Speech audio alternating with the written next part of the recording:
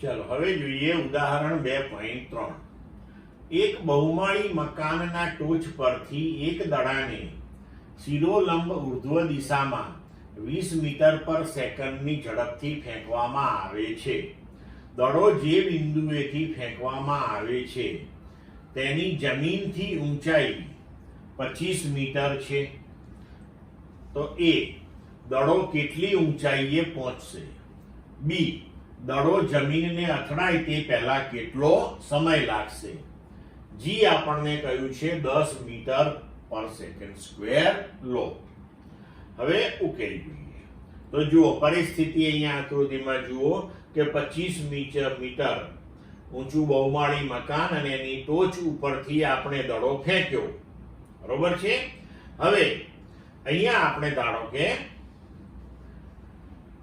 આ જે દડો છે એ બી જેટલી મહત્તમ ઊંચાઈ સુધી પહોંચે છે એવું વિચારી લઈએ અને પછી ત્યાંથી એ ફરી પાછો નીચે જમીન પર પડે છે, બરોબર છે. તો આ જે મહત્તમ ઊંચાઈ છે એને આપણે y નામ આપ્યું છે અને એનું આ જે પ્રારંભિક સ્થાન છે એને આપણે y0 કહીએ. તો a થી b સુધીનું અંતર y - y0 અથવા તો એને આપણે ઊંચાઈ h પણ કહી શકીએ, બરોબર. હવે આપણે ગણતરી કરીશું. જુઓ કે હવે આપણને કહેલું છે કે એ બિંદુએથી જ્યારે પદાર્થને ફેંકીએ છીએ ત્યારે તેનો પ્રારંભિક વેગ 20 મીટર પર સેકન્ડ છે.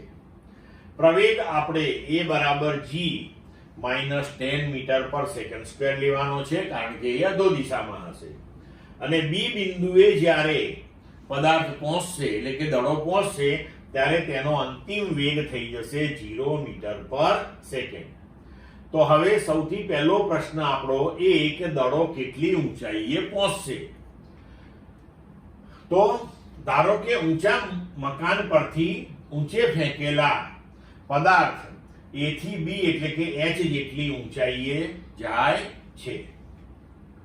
તો આપણે સમીકરણ v² - v02 બરાબર 2ah પરથી લખી શકીએ કે v બરાબર 0 પ્રારંભિક વેગ 20 2a બરાબર -10 into h. આને ઉકેલીશું તો જવાબ મળશે h બરાબર 20 મીટર.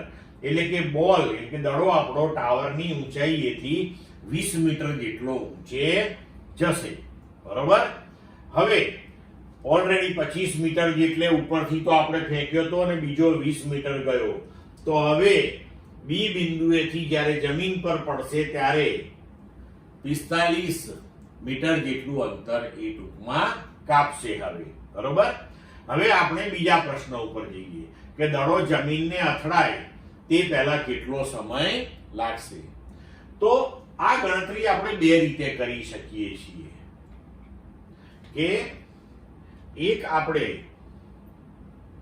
એવું કરીશું કે a થી b સુધી જતા એને કેટલો સમય લાગે છે એ ગણીશું ને પછી b થી જમીનને અથડાતા કેટલો સમય લાગે એ સમય શોધીશું ને પછી બે સમયનો સરવાળો કરીશું. અને બીજી પદ્ધતિમાં ડાયરેક્ટ આપણે પ્રારંભિક સ્થાન અને અંતિમ સ્થાન ગણીને આગળ વધીશું. તો હવે જોઈએ પ્રથમ રીત. તો a થી b સુધી જતા લાગતો સમય ધારો કે t1 અને b થી જમીન સુધી એટલે કે c સુધી જતા લાગતો સમય t2.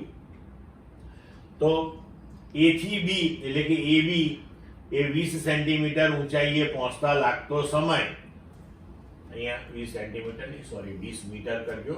20 મીટર ઊંચાઈએ પહોંચતા લાગતો સમય t1 હોય તો ગતિના સમીકરણ પરથી v બરાબર v0 પ્લસ at માં આપણે v બરાબર 0 v0 20 અને a બરાબર -10 મૂકી દઈએ અને t બરાબર t1 મૂકીએ તો આપણને t1 બરાબર 2 સેકન્ડ મળશે.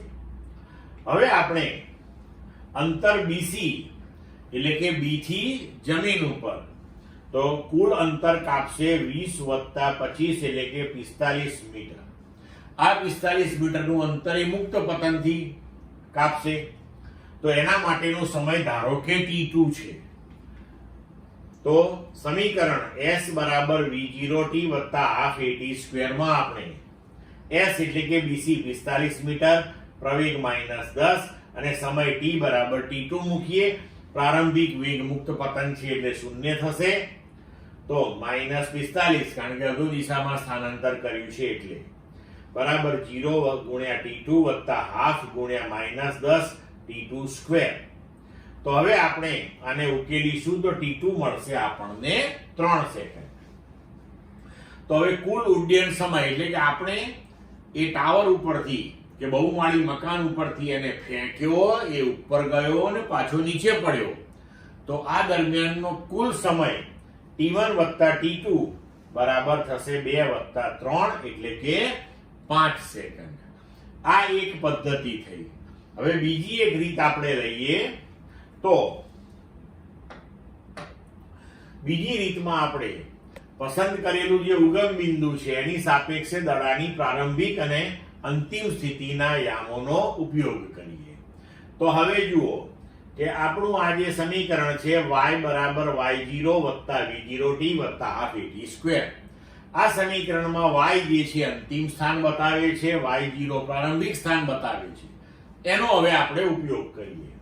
તો પ્રારંભિક વેલોસિટી એટલે કે વેગ એ આપણે દડાની જે ફેંક્યો છે એ લઈશું અહીંયા. તો y0 પ્રારંભિક સ્થાન 25 મીટરેથી આપણે એને ઉપર ફેંક્યો અને જ્યારે જમીન ઉપર એ પાછો પડે છે તો જમીનને આપણે સંદર્ભ લઈએ તો ત્યાં યામ થઈ જશે 0. પ્રારંભિક વેગ 20 એ બરાબર -10. તો સમય કેટલો?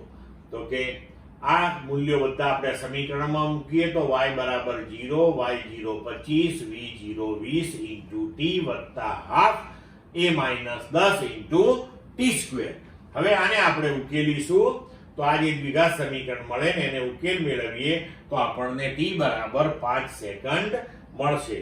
ક્લિયર મિત્રો?